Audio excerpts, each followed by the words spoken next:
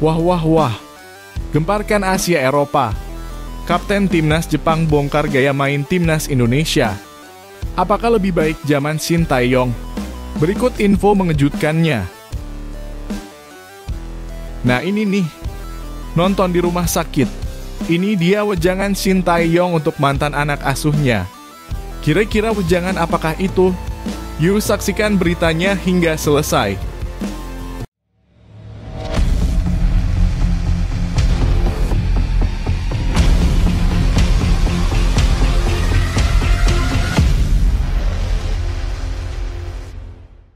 Mohon subscribe channel Timnasku Indonesia agar tidak ketinggalan informasi Timnas Indonesia.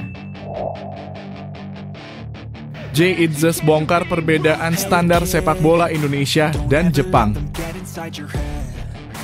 Kekalahan telak Timnas Indonesia dari Jepang dengan skor 6 gol tanpa balas dalam laga kualifikasi Piala Dunia 2026 menjadi pukulan telak yang tak hanya menyecoreng kebanggaan, tetapi juga memicu perdebatan luas mengenai kondisi sepak bola nasional saat ini.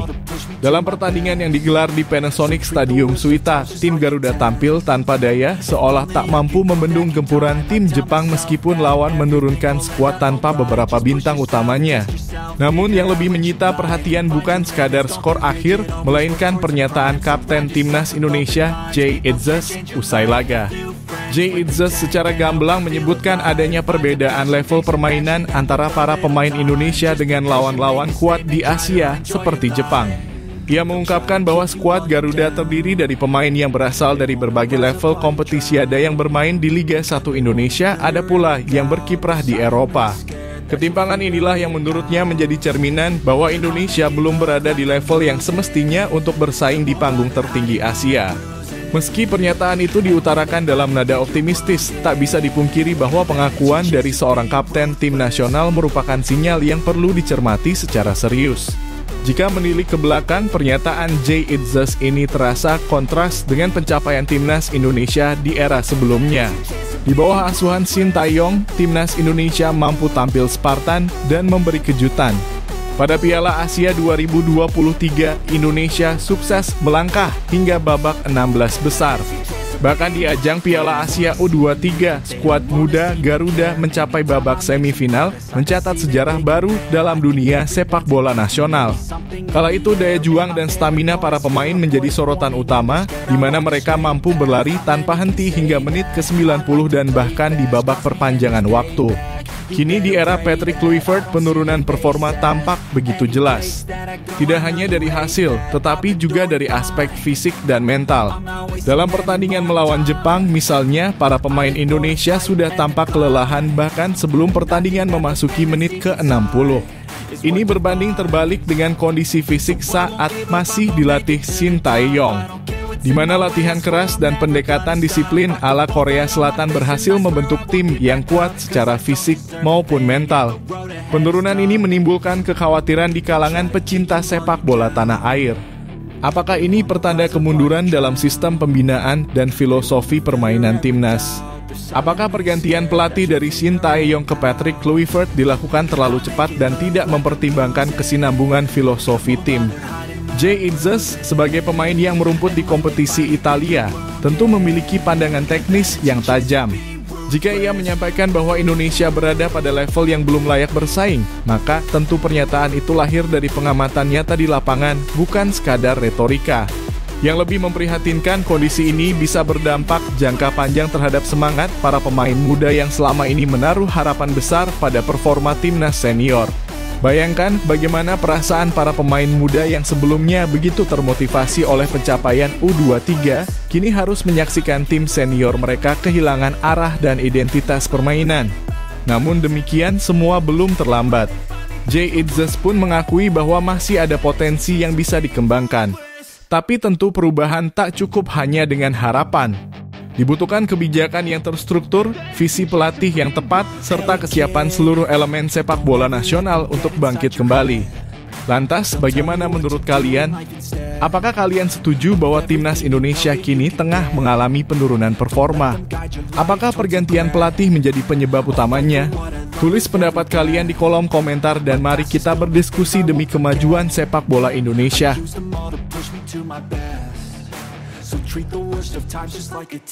Kapten Timnas Jepang tentang gaya main Timnas Indonesia.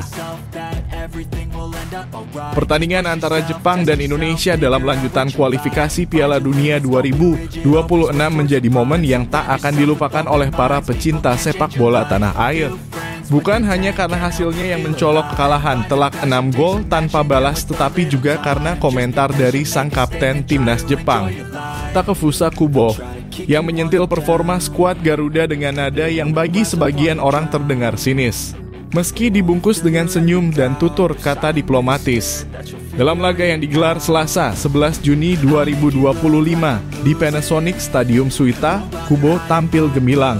Ia bukan hanya mencetak 1 gol indah ke gawang Emil Audero, tetapi juga menyumbang 2 assist yang membuka jalan bagi dominasi penuh Jepang atas Indonesia. Performa impresif Kubo mengukuhkan posisinya sebagai pemain kunci sekaligus kapten yang memimpin dengan contoh nyata di lapangan. Namun yang lebih menyita perhatian adalah komentarnya usai pertandingan. Dalam wawancara dengan media yang diunggah oleh kanal YouTube GOAL Indonesia, Kubo menyebut pertandingan tersebut sebagai laga yang tidak mudah. Kalimat pembuka yang terdengar biasa saja, namun selanjutnya ia menambahkan bahwa permainan Indonesia mulai melambat setelah Jepang mencetak gol pertama. Setelah kami mencetak gol pertama, Indonesia mulai bermain sedikit melambat, ujar Kubo. Komentar itu bisa saja dimaknai sebagai analisis biasa dari seorang pemain profesional. Tapi di tengah euforia kemenangan telak dan dominasi mutlak Jepang, pernyataan tersebut justru terdengar seperti nyinyiran halus. Seolah ia ingin mengatakan bahwa Indonesia kehilangan semangat juangnya begitu tertinggal lebih dulu. Lebih jauh lagi, Kubo bahkan menyebut perlahan demi perlahan jadi terasa lebih mudah bagi kami. Pernyataan ini langsung menyentil harga diri sepak bola Indonesia yang belakangan ini dipuji karena semangat juangnya, terutama saat diasuh Shin Tae-yong. Meski Kubo juga menyisipkan pujian dengan mengatakan bahwa Indonesia adalah tim yang berkembang sangat pesat dan bukan lawan mudah. Tetap saja kalimat-kalimat sebelumnya menimbulkan kesan bahwa Timnas Indonesia belum berada di level yang pantas bersaing dengan tim sekelas Jepang. Ia bahkan menilai bahwa perkembangan Indonesia terjadi secara tiba-tiba, seolah mengisyaratkan bahwa kemajuan itu belum cukup stabil atau berakar kuat. Hal ini tentu memicu perdebatan di kalangan pecinta sepak bola nasional. Apakah komentar Kubo hanyalah bentuk kejujuran tanpa maksud menyindir? Atau justru sebuah peringatan bahwa kekalahan ini bukan sekadar masalah teknis, melainkan mental dan stamina yang mulai rapuh? Apalagi jika dibandingkan dengan era sebelumnya saat para pemain Indonesia dikenal tak kenal lelah hingga menit akhir. Kali ini semangat itu terasa meredup setelah tertinggal 1-2 gol saja. Menariknya, Kubo tetap mengakhiri komentarnya dengan kalimat simpatik, berharap Indonesia sukses di babak playoff dan bisa terus melaju. Namun seperti biasa, komentar seperti ini bisa memiliki dua sisi. Di satu sisi terdengar ramah dan mendukung, tapi di sisi lain bisa dianggap sebagai bentuk condescending atau merendahkan secara halus sambil tersenyum. Pernyataan Kubo ini tentu menjadi bahan refleksi besar bagi Timnas Indonesia, terlebih di bawah arahan pelatih Patrick Kluivert. Apakah benar mental dan fisik para pemain menurun? Apakah strategi dan semangat juang yang selama ini dibanggakan mulai menghilang? Lalu, bagaimana menurut kalian para pecinta sepak bola Indonesia? Apakah komentar Takefusa Kubo ini hanya analisis biasa atau nyinyiran terselubung? Apakah ini pertanda bahwa sepak bola kita harus segera berbenah sebelum terlambat? Tulis pendapat kalian di kolom komentar dan mari kita berdiskusi demi kemajuan Garuda.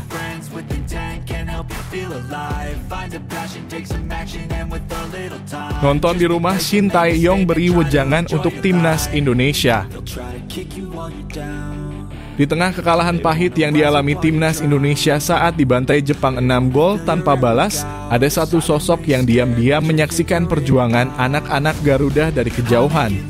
Sosok itu adalah Shin Tae-yong, mantan pelatih Timnas Indonesia yang kini sedang menjalani perawatan di rumah sakit akibat radang tubuh. Meski fisiknya tengah lemah, hati dan perhatiannya terhadap skuad merah putih masih begitu besar. Dari atas ranjang rumah sakit, Shin Tae-yong membuktikan bahwa hubungan antara dirinya dan Timnas tak lantas terputus hanya karena kontraknya telah berakhir. Shin Tae-yong mungkin sudah bukan lagi pelatih kepala timnas, namun rasa memiliki dan kepeduliannya terhadap tim yang pernah ia bentuk selama 6 tahun tetap terasa kuat. Saat Indonesia bertanding melawan Tiongkok dan Jepang di 2 laga terakhir grup C kualifikasi Piala Dunia 2026, Shin tetap menyaksikan dari layar televisi rumah sakit. Ia tidak hanya sekadar menonton, tetapi juga memberi ucapan selamat dan masukan yang sangat berarti bagi masa depan timnas. Bahkan meski hatinya mungkin masih menyimpan luka karena didepak secara tiba-tiba oleh PSSI pada awal Januari lalu, Shin menunjukkan kebesaran hati yang luar biasa. Dalam wawancaranya dengan SPO TV, Shin mengatakan bahwa para pemain Indonesia bermain sangat baik dan mampu mencetak prestasi luar biasa dengan lolos ke putaran keempat. Ia tak sungkan memberikan pujian atas kerja keras mantan anak asuhnya, sekaligus memberikan nasihat penuh makna tentang pentingnya menjaga kondisi fisik menjelang laga-laga berat di Timur Tengah.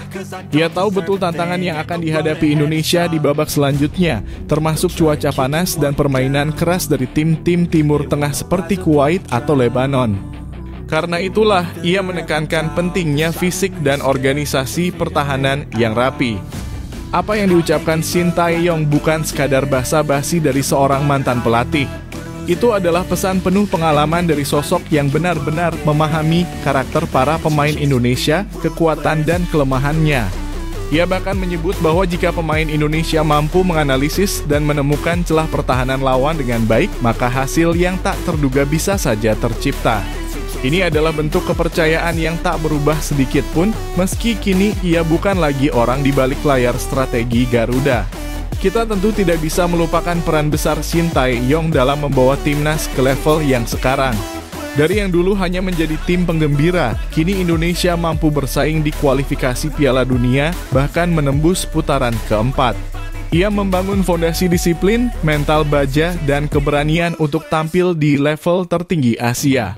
Maka wajar jika publik sepak bola nasional masih menyimpan kekaguman sekaligus rasa kehilangan saat kontraknya diputus. Kini skuad timnas sudah dibubarkan sementara dan para pemain kembali ke klub masing-masing. Namun tugas mereka belum selesai. Di bulan September nanti, Indonesia akan menghadapi Kuwait dan Lebanon dalam ajang uji coba sebelum kembali bertarung di babak keempat kualifikasi. Momen ini menjadi peluang emas untuk membuktikan bahwa warisan Shin Tae-yong masih hidup dan bahwa skuad Garuda tak akan gentar menghadapi siapapun. Lantas, bagaimana menurut kalian para pencinta sepak bola tanah air? Apakah kalian merasa Shin Tae-yong masih layak diberikan ruang dalam proses kemajuan timnas ke depan? Atau justru inilah saatnya timnas membuktikan diri tanpa bayang-bayang sang pelatih legendaris? Tulis pendapat kalian di kolom komentar dan mari diskusikan masa depan Garuda dengan penuh semangat.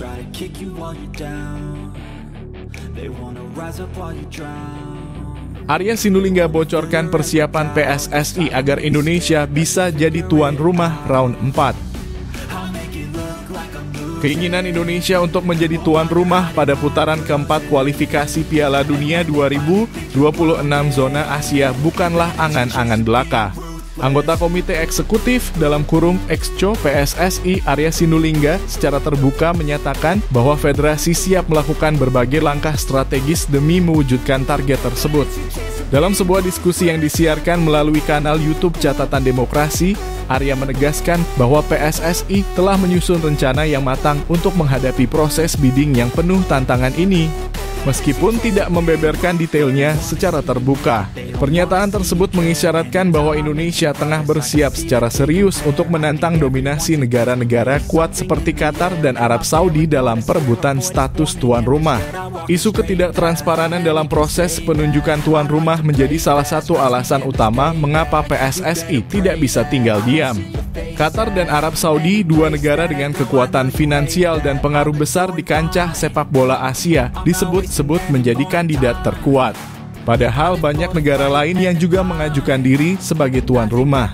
Arya menyebut bahwa langkah mengikuti bidding itu sendiri sudah menjadi bentuk nyata dari upaya Indonesia dalam memperjuangkan keadilan dan kesempatan yang sama di level Asia. Dalam pandangannya, jika proses ini berjalan tanpa keterbukaan, maka akan ada ketimpangan yang menguntungkan segelintir negara saja. Dalam diskusi tersebut, Arya juga menekankan bahwa pihaknya tidak sekadar menunggu atau berharap. Ia menyebut bahwa PSSI telah merancang berbagai tahap dan strategi, termasuk pendekatan diplomasi dan kemungkinan dukungan dari berbagai pihak.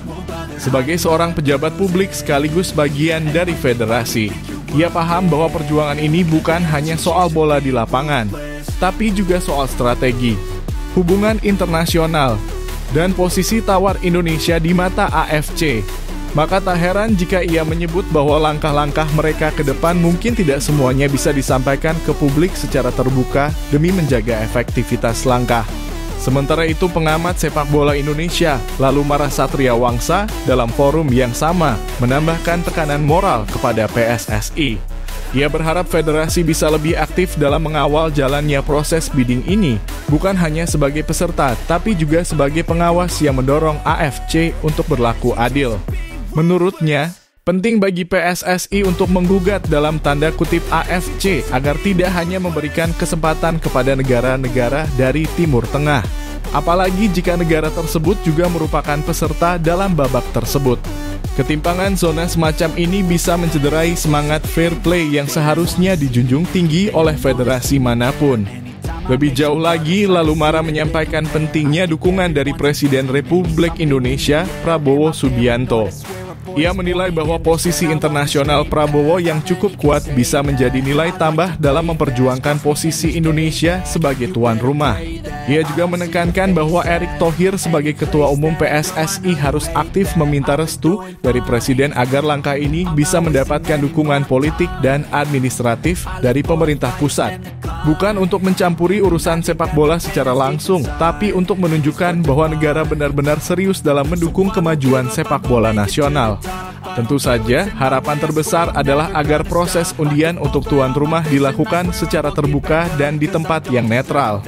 Jika proses ini hanya dilakukan di satu wilayah tertentu yang sudah diwakili oleh negara-negara kuat seperti Qatar atau Arab Saudi, maka besar kemungkinan hasilnya akan berat sebelah.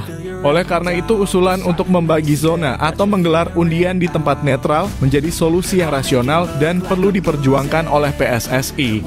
Ini bukan sekadar soal lokasi pertandingan, tapi soal menciptakan iklim kompetisi yang sehat dan adil. Kini perjuangan PSSI tengah berlangsung, dan dukungan publik bisa menjadi salah satu kekuatan besar dalam proses ini. Karena itu, bagaimana menurut kamu? Apakah Indonesia pantas dan layak menjadi tuan rumah di babak krusial ini? Apakah kamu percaya PSSI bisa meyakinkan AFC untuk memberikan kepercayaan tersebut kepada Indonesia? Tulis pendapatmu di kolom komentar yuk. Apakah langkah-langkah PSSI sudah cukup meyakinkan menurutmu? Atau ada strategi lain yang seharusnya mereka lakukan? Diskusikan pandangan kamu dan mari kita dukung bersama Timnas dan PSSI menuju panggung dunia.